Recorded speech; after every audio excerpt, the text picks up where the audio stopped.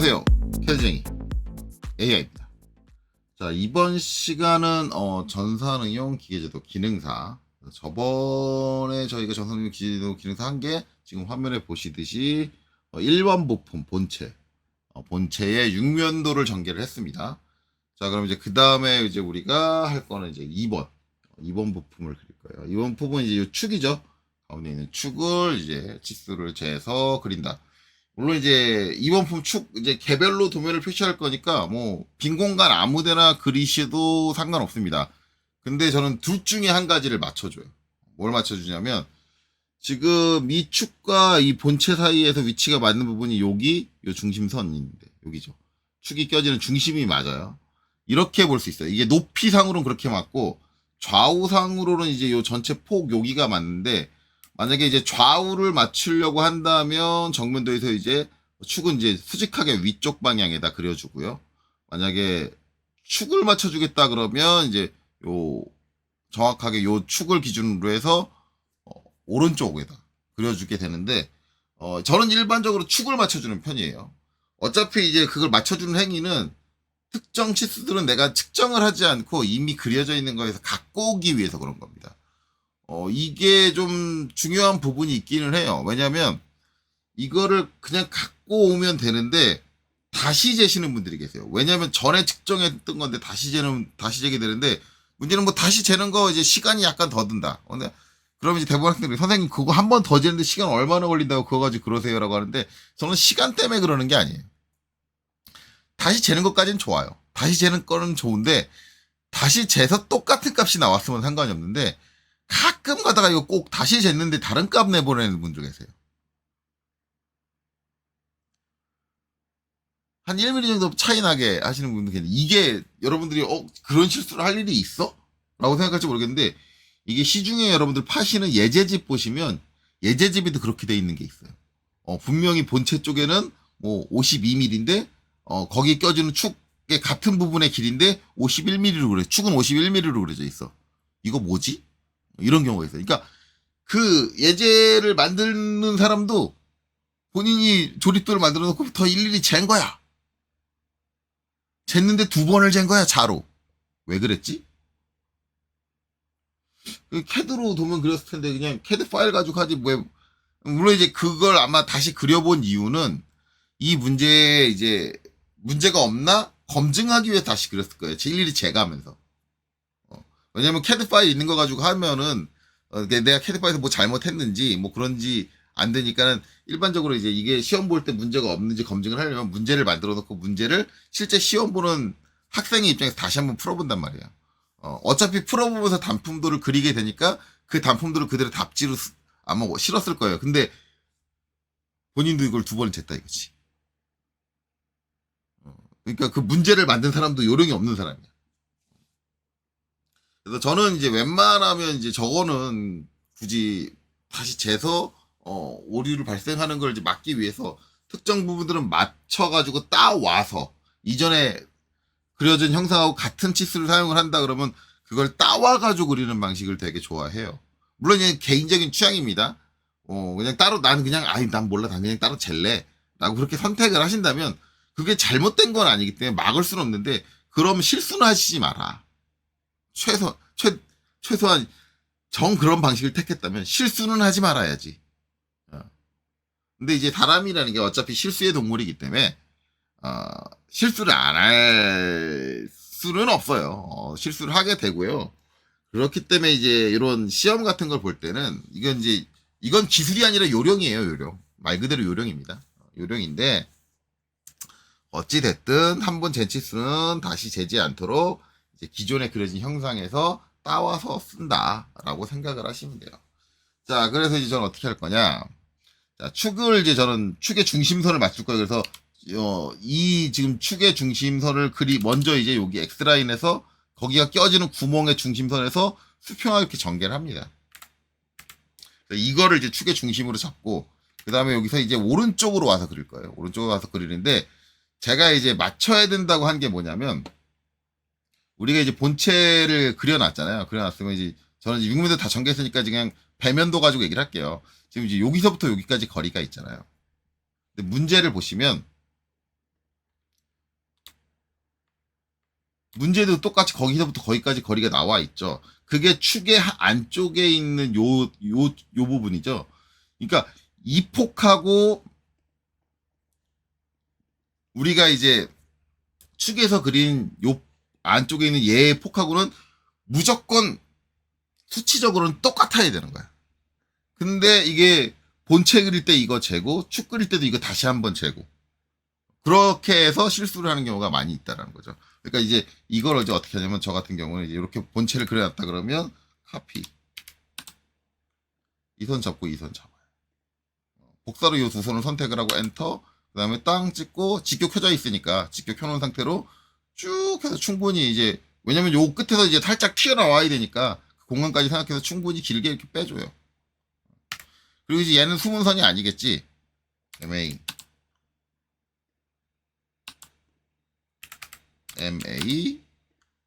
외형선이겠지. 이렇게 해준단 말이야. 그러면 이제 이 치수는 여기는 폭을 그대로 복사해 온 거니까 죽었다 깨나 틀릴 일은 없는 거지. 그러니까 저런 이제 요령은 여러분들이 실수를 막기 위해서 갖고 계신 게 좋다. 만약에 이제 따로따로 재서 그렸는데 같아야 되는 치수가 다르다 그러다면 그거는 분명히 감점사항입니다.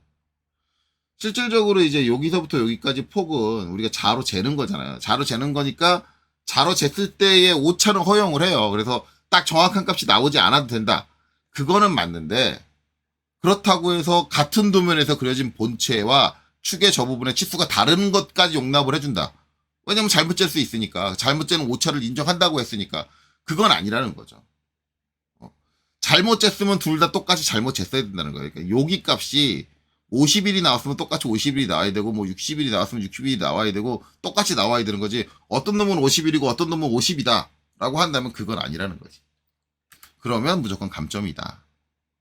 자 이렇게 되죠. 그래서 요 이제 폭은 뗐어요. 폭은 뗐으면 이제 뭐예요? 요 안쪽에 있는 요소의 지름을 알아야겠죠. 근데 지금 이 도면 제공되고 있는 도면에서는 지름을 확인할 방법이 없어요. 왜? 반대쪽은 이렇게 중간을 이렇게 물결 무늬를 쳤죠. 그래서 반대쪽이 표시가 안 됐기 때문에 지름을 잴 수가 없습니다. 이때는 뭐 어떻게 해야 돼요? 반지름 재셔야죠. 자로 반지름을 재시면 돼요. 이 부분은 이제 중요한 치수가 아니기 때문에 요 부분의 지름은 중요한 치수가 아니고 그냥 요 안쪽에서 요 단을 구성해주는 치수기 때문에 저건 그냥 자로 재시면 돼요. 그래서 이제 한번 재보면 이제 여기서부터 이제 여기까지 거리가 9.5다. 제가 이제 앞에서도 말씀드렸듯이 우리가 자를 준비를 할 때 0.5짜리 눈금이 있는 자가 있으면 좋다라고 하는 얘기가 이제 이런 것 때문에 그래요. 일반적으로 축 같은 경우, 축 같은 경우에 이제 지름을 가지고 있는 형태 같은 경우에 이제 지름이 정수로 이제 홀수가 나오는 경우가 있는데 걔네들은 반지름은 무조건 소수점 0.5가 나올 거란 말이에요. 그런데 지금 문제에서 보듯이 이렇게 지름을 잴 수 없고 반지름을 어쩔 수 없이 재야 되는 상황이 오는데 이때 지름이 홀수면 반지름은 무조건 0.5가 나오고 그럼 0.5를 좀 정확하게 재려면 눈금 게이지가 0.5까지 있는 게 더 좋기는 합니다. 물론 이제 이거를 이제 0.5를 잘못 읽어가지고 지금 9.5 나왔는데 10으로 읽었다. 감점이냐? 아니에요. 감점 아니에요. 왜냐면 아까도 얘기했듯이 이 부분이 치수가 중요한 부분은 아니에요. 그렇기 때문에 저 부분은 감점은 아닐 거다. 하지만 우리가 이제 웬만하면 정확하게 도면에 있는 치수를 읽을 수 있는 게 좋으니까 그래도 0.5 눈금이 있는 자를 구하시는 게 어떨까? 라고 생각을 합니다. 자, 그럼 이제 9.5를 적용을 하겠죠. 옵셋 9.5 이렇게 적용을 하고 이렇게 적용을 하고 위아래 이게 이제 위쪽 절반을 그리고 완벽하게 그리고 반대쪽 절반은 나중에 정리하시는 경우도 있어요. 네, 저는 그냥 한꺼번에 가는 게 편한 것 같아요. 그래서 이제 이렇게 정리를 했습니다. 물론 제가 이제 학원에서 수업을 할 때는 학원에서 다른 이제 아마 이 영상 보시는 분 중에 전에 저한테 학원에서 배웠던 분들이 좀 계실 수도 있는데 그때는 아마 위쪽만 그리고 아래쪽은 미러 대칭 복사로 넘겼을 거예요. 저는 이제 그때그때 상황에 따라서 약간씩 다르게 하는데 이렇게 됩니다. 그리고 전에 이제 학원에서 저한테 배웠던 분들은 이 부분을 먼저 그리진 않았을 거예요. 이 축의 한쪽 끝부터 이제 그려 나오기 시작했을 겁니다. 제가 이제 저도 이제 여러 해 가면서 형태가 좀 바뀌어가지고 이렇게 된 거죠. 어쨌든 이렇게 되고 그 다음에는 이제 여기서 베어링 껴지는 부분에 요쪽 요 축이랑 반대쪽에 요 축이 나오겠죠. 보시면 이제 여기서 한 가지 우리가 알 수 있는 게 뭐냐면 베어링이 이제 2-600이에요. 베어링 형번이 두 개가 따로 적혀 있지 않아요. 그렇다면 두 개의 베어링이 일단은 같은 형번을 사용을 하고 있습니다.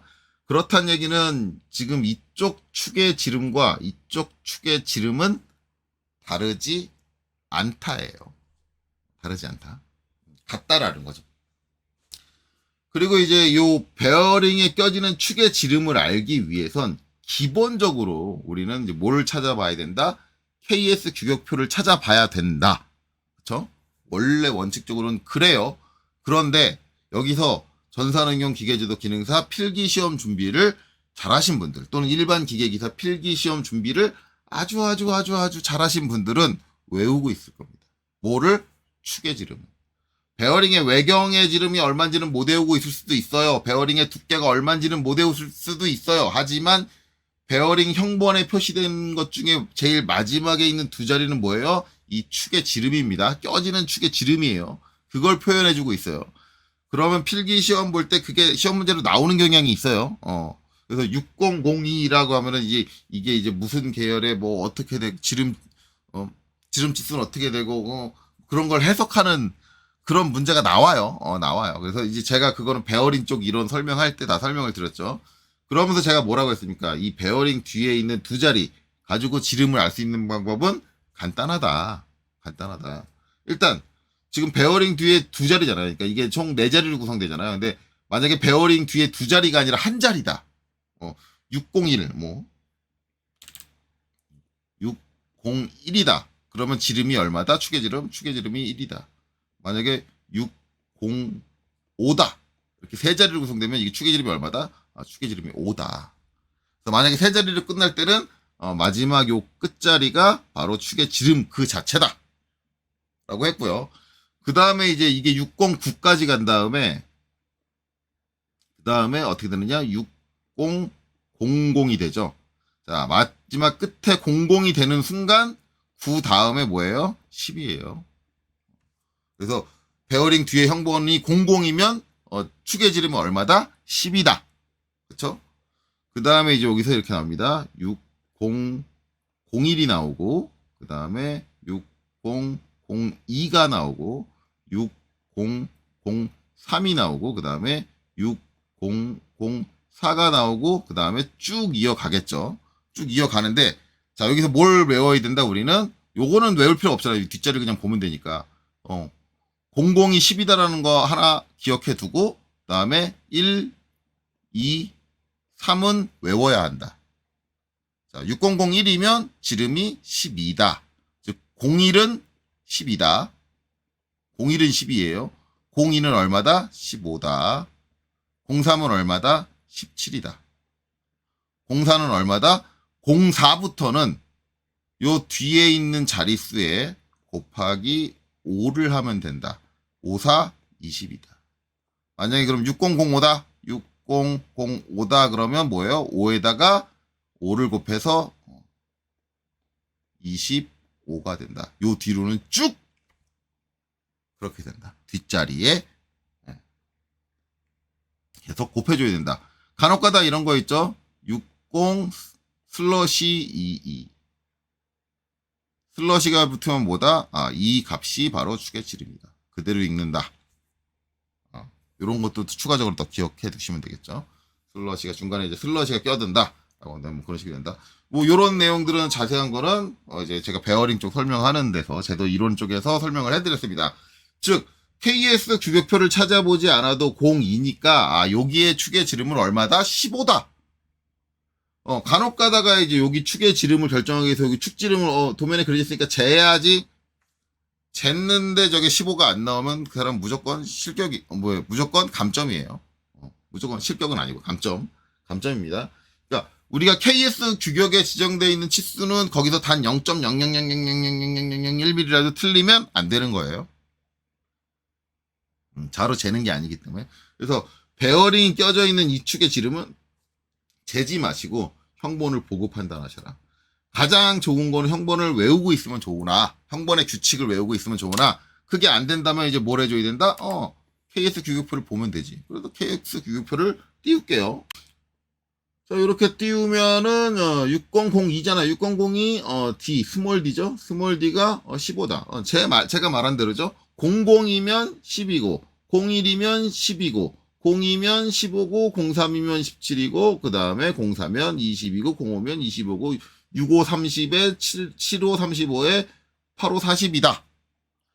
그러면은 60계열만 그렇냐? 아니면 69계열도 가도 00은 10이고 01은 10이고 01은 15고 03은 17이고 04는 54 20, 그 다음에 55 25. 다 똑같다.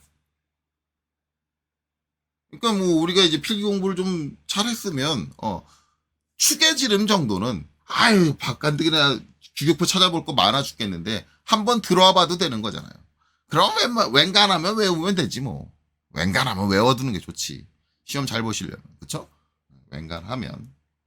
자, 그래서 다시 이제 문제로 돌아갈게요.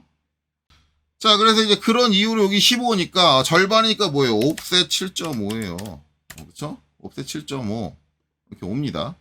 자, 오고 이제 봤더니 베어링이 이쪽 두 쪽이 있어. 양쪽에 있어. 그러면 또 같은 형번이야. 그러면 이쪽도 15잖아. 그럼 이거네? 이렇게 해주면 되겠네? 그쵸? 이쪽 지름 같고 이쪽 지름 같잖아요. 이렇게 해주면 되잖아요. 그리고 이제 확인해야 되는 게 뭐예요? 그럼 이 15의 지름이 유지되는 길인데 여기 못따기 돼 있는데 못따기 돼 있다고 요 못따기 빼고 이제 재시는 분들 간혹까지 계신데 아니죠. 15의 축에 못따기가 이제 들어간 거니까 못따기가 들어간 거니까 일단 15에서 이 못따기를 포함해서 요 앞단까지 전체 길이를 재는 게 맞아요. 전체 길이를 재는 겁니다. 그래서 이제 어떻게 DLI 어디서부터 요 못따기 앞에서부터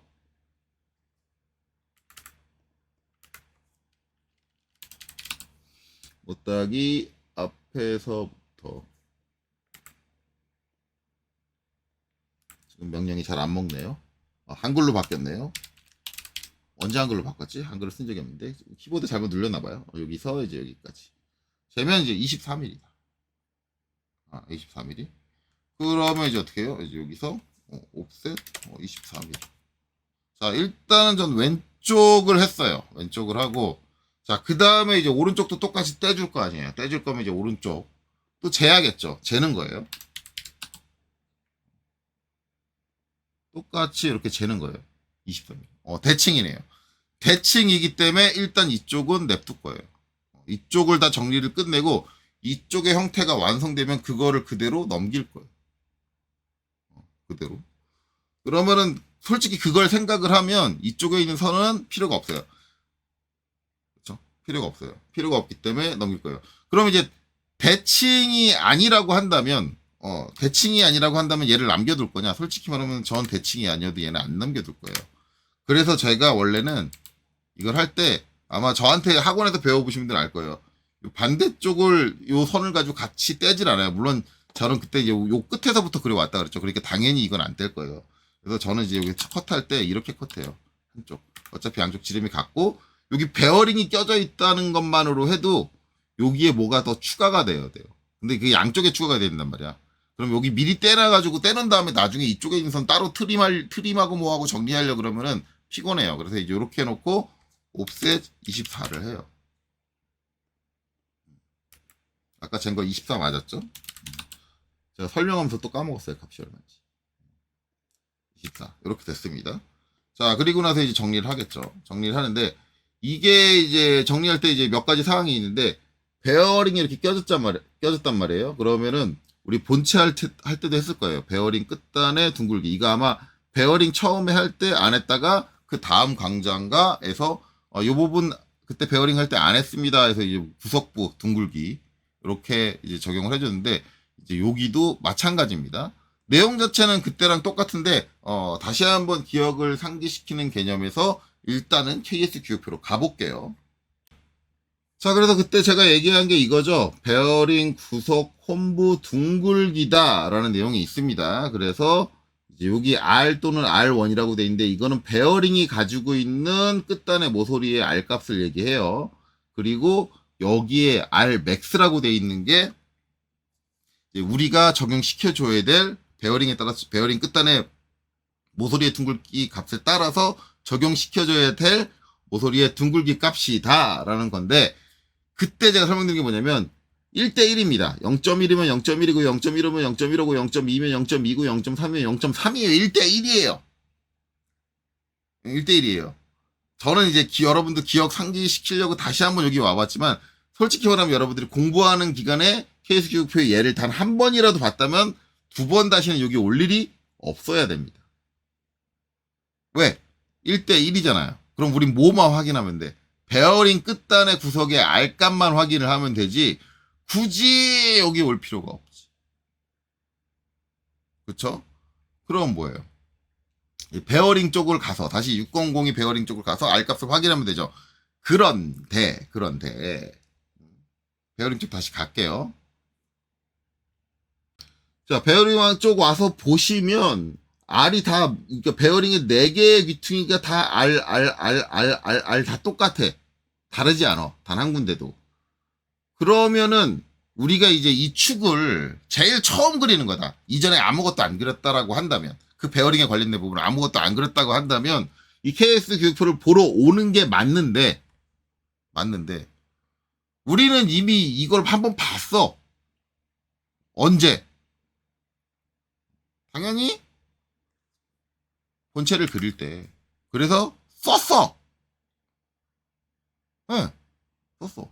그러면 굳이 이걸 다시 보러 올 필요가 있느냐? 안 그래도 시험 시간이 바빠 죽겠고 KS 교육표는 계속 왔다 갔다 해야 되는데, 그거 한 번이라도 줄이면 좋잖아요. 그렇다는 얘기는 지금처럼 그 베어링을 이용해서 구석부 홈을 한번 이렇게 했으면, 그냥 요 그린데 와가지고 기억이 안 난다. 이때 이거 못 깎기 얼마로 했지? 기억이 안 난다 그러면 DRA 한번 해보면 되는 거지.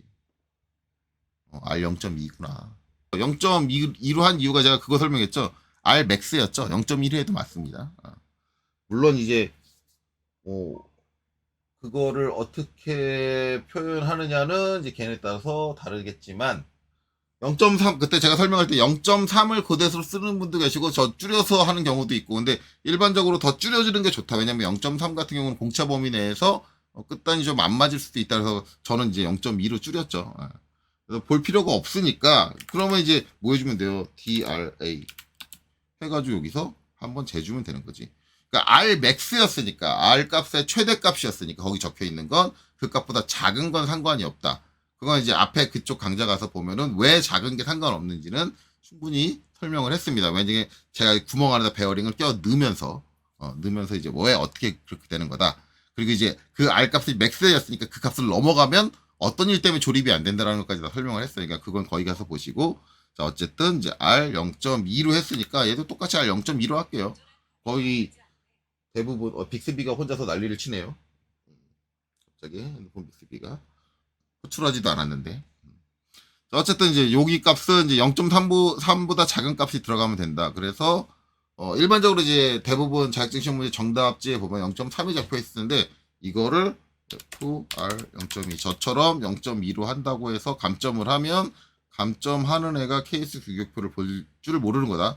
이거 해줄 때 한 가지 확인해야 되는 게, F 지금 모드를 한번 확인하셔야 돼요. 노트림으로 돼 있죠. 노트림으로 돼 있어야지 우선이 안 잘리겠죠. 자, R 0.2 해가지고 이제 여기 똑같이 적용을 할게요. 문제랑. 그리고 이제 확대해서 트림 저기를 잘라줄게요. 이렇게. 요 단에 요게 들어가야 돼요. 그러니까 여기에 뒤쪽에 이제 똑같은 직경이라고 이제 선을 남겨놨다 그러면 이 얘를 넘겨줄 수 있어. 이걸 미러로 넘겨줄 수는 있는데, 여기 선이 이미 그려져 있기 때문에 그 선을 다시 한번 트림을 해줘야 돼. 그럼 번거롭잖아요. 아예 트림을 해놓고 트림된 걸 미러로 넘겨주면 되지. 그쵸? 자, 그래서 요 끝단은 이제 이렇게 정리가 된다. 이렇게 확인을 하고요. 자, 다시 문제로 돌아가겠습니다. 자, 다시 문제로 돌아와서 이제 보면은 요 끝단에 이제 이렇게 못따기가 돼 있는데, 이게 못따기가 아니에요. 못따기가 되면 안 됩니다. 여기 못따기로 그려져 있다고 해서, 실제 시험 문제 보면 저기가 못따기로 그려져 있는 경우도 있고요. 여기 직각으로, 못따기도 없이 직각으로 딱딱 그려져 있는 경우도 있는데, 직각으로 그려져 있다고 해서 직각으로 그리셔도 안 되고요. 저희가 못따기로 그려져 있다고 해서 못따기로 그리셔도 안 되고요. 왜 그러느냐? 중요한 요소는 이거죠. 요거다. 요렇게 생긴 애가 있다. 얘는 대체 뭐냐? 예, 얘는 오일실입니다. 오일실. 자, 오일실이라는 게 왜 존재를 하느냐? 이거 뭐 이제 본체 그릴 때 얘기 나왔었죠. 그리스 니플이라는 게 존재를 한다. 그리스 니플이 존재하는 이유는 안쪽에 이제 윤활제를 충진하기 위해서 하는데, 어쨌든 이제 베어링이라는 마찰 저감 장치를 사용을 해서 회전에 발생되는 이제 마찰을 줄여주고 있기는 하지만, 어차피 베어링 자체도 금속이다, 스틸이다라는 거는 어쩔 수 없는 한계를 가지고 있고요. 금속과 금속 표면이 닿으면서 당연히 표면이 갈려 나간다든가, 기타 이제 갈려나간 이물질이 안쪽에서 돌고 있다든가 뭐 여러 가지 문제가 있는데, 금속과 금속 표면이 마찰을 하면서 그 표면에 이제 마찰에 의해서 표면이 갈려나가는 걸 좀 막아주려면 안쪽에 뭔가 그 사이에 뭔가 개입을 해가지고 막 그 서로 갈아내는 걸 좀 막아줄 수 있으면 좋은데, 그게 일반적으로 우리가 생각하는 기름류, 오일류라고 하는 거죠. 그냥 기름 같은 미끄러질 수 있는, 좀 더 마찰력을 줄여줄 수 있는 이제 기름류, 그런 역할을 해주는 게 이제 그리스다라고 했어요. 어쨌든 이제 그리스가 완전한 액체도 아니지만 완전한 고체도 아니고 흐를 수 있는 형태를 띠고 있기 때문에 얘가 이 축에 묻어서, 베어링 쪽에 중심 쪽으로 묻어 있을 거예요. 묻어가지고 얘가 축이 회전을 하게 되면 회전의 원심력에 의해서 바깥으로 슬슬슬슬슬슬 기어 나오기 시작합니다.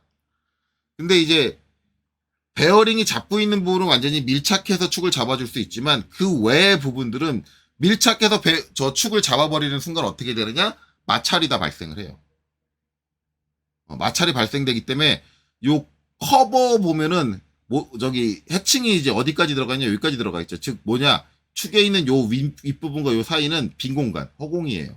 여기 좀 더 축보다 커다란 지경, 충분히 커다란 직경으로 뚫려 있어요.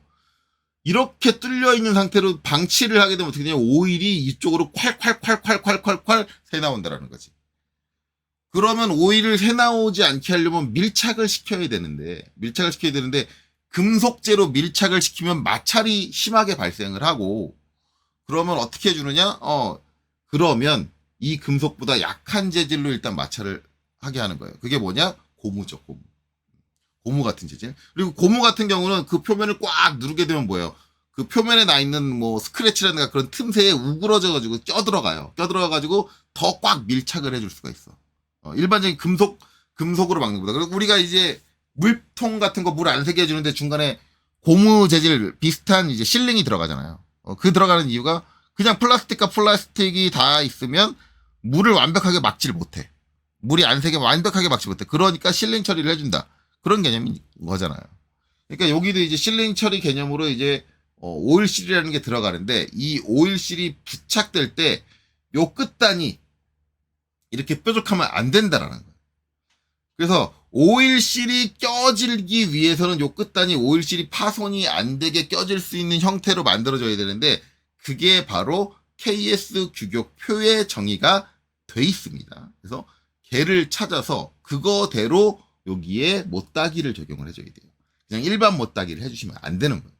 문제에 이렇게 그려져 있어도 이렇게 하면 안 되는 거예요. 간혹 가다가 선생님 전 문제에 이렇게 그려서 이렇게 했어요. 일부러 이렇게 그려놓는 거예요. 그걸 네가 판단할 수 있느냐 없느냐. 그리고 실질적으로 실무에서도 마찬가지예요. 고참이 줄 때 여기 오일실 껴지니까 오일실 헤이스 규격표 찾아가지고 오일실 껴지려면 저기 어떻게 돼야지 라고 다 찾아가지고 친절하게 밑에 직원한테 도면을 다 완벽하게 그려서 주지 않아요. 설계를 하는 사람은 설계 개념으로 해서 이렇게 못따기도 안 그리고요. 이거 직각으로 딱딱딱 그려가지고 주는 경우도 있어요. 그러면 저기에 못따기를 추가를 하고 뭐 케이스 규격에 맞춰가지고 어떤 형태를 추가를 하고 하는 거는 그 설계를 한 사람 밑에 있는 직원이 해줘야 되는 일이야. 이게 일반 회사 들어갔을 때 처음에 들어간 사원이 해줘야 되는 일이에요. 사원. 근데 이런 것들을 제대로 익히지 않고 우리가 회사에 입사를 하게 되면은 고참은 당연히 얘가 제가 알아서 해주겠죠 하고 그냥 도면을 줬는데, 얘가 그냥 내가 그려놓은 거 그대로 그려놨네 도면을. 그러면 이제 욕 나오는 거죠. 야, 너 전산응용 기계제도 기능사는 대체 뭘로 땄길래 그따구로 도면을 그리니? 그래 이게 나오기 시작하는 거예요. 너 자격증 딴 거 맞아? 라는 소리가 그래서 나오기 시작합니다. 아니 네가 자격증을 따내라면 내가 여기를 좀 여기 정리할게요.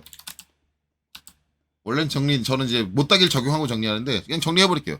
야, 내가 이렇게 직각으로 딱 끊어가지고 그려줬으면 야, 이거는 네가 알아서 여기 OLC 껴지니까 OLC 껴지는 거에 맞춰가지고 그려야지. 그거는 네가 우리 회사 들어오기 전에 전산응용 기재도 기능사에서 배워가지고 들어온 거 아니야? 아니야? 그래서 자격 딴 거? 그렇게 얘기가 나온다라는 거지. 그러니까 제가 자격증 얘기를 할 때 뭐 요령만 익혀가지고 그렇게 하지 말고 진짜 내가 그 업무를 할 수 있는 스킬 자체를 익혀라라고 하는 이유가 자격증 따는 거는 말 그대로 지금 학원 강사들이 하고 있는 거 그냥 그런 형식은 그냥 그렇게 그리는 걸로 외워요. 그렇게 끝나. 그렇게 해도 딸 수 있어. 맞아, 합격할 수 있어. 그것도 본인이 깊게 고민 안 해도 되니까 좀 더 속편하게 자격증 딸 수 있는 건 사실이야. 강사도 학생 이해시키려고 학생이랑 막 티격태격 안 해도 되고, 강사도 편하고 학생도 편한 건 사실인데, 그렇게 따니까 대부분 회사에 있는 사람들이 전산응용 기계제도 기능사 갖고 있다 그러면 그런 얘기를 하지. 본고 졸업장? 그게 자격증은 아니잖아. 그렇게 얘기를 한다고요. 실무에서 어떻게 얘기하는 줄 알아요? 전산응용 기계제도 기능사 자격증 가가지고 취직을 할 수 있어? 그 능력을 검증해 줄 수 있는 기능이 없잖아. 그렇게 얘기를 한다고. 그게 왜 취직의 기준이 돼? 그렇게 얘기를 한다고요. 그래서 저도 설계 처음 입문할 때 저는 전산응용 기계제도 기능사 자격증 없이 자격증 한 개 없이 그냥 학과만 기계설계학과여가지고 취직했어요. 설계로. 중요한 건 그 다음에 보여주는 자신의 능력치입니다. 내가 설계를 하기 위한 기본적인 지식에 대한 이해도가 얼마나 높느냐. 물론 자격증을 보유하고 계시면은 자격증을 갖고 계시지 않은 분보다 합격할 확률이 높아요. 그러니까 어차피 회사에서 구인 공고를 내고 뭐 중소기업 같은 경우는 한 10명 정도 적은 인원이 경쟁을 하게 되죠.